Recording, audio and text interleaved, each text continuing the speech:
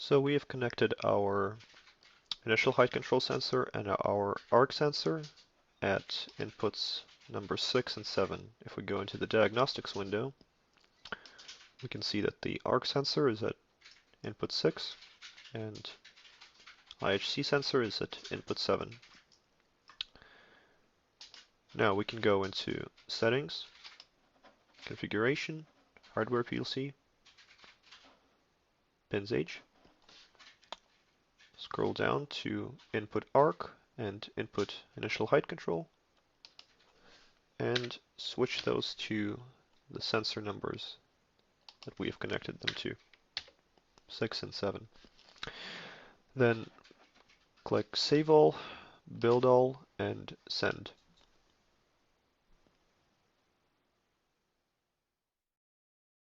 After that has completed, restart the program.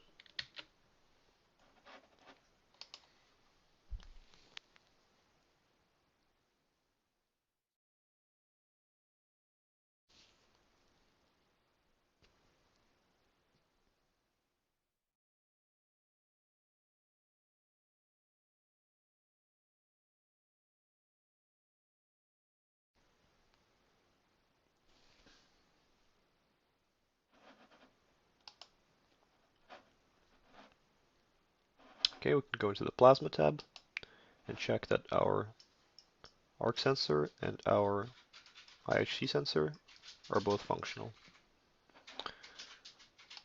Now we can start the program. Moves to the beginning, waits for the arc sensor, and it begins cutting. After the arc sensor is activated, as you can see here. Note that this is with both the THC and IHC off. Now,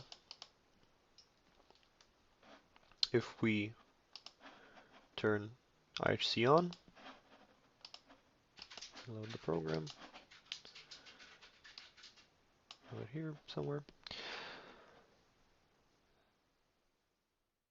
and start. It's going down.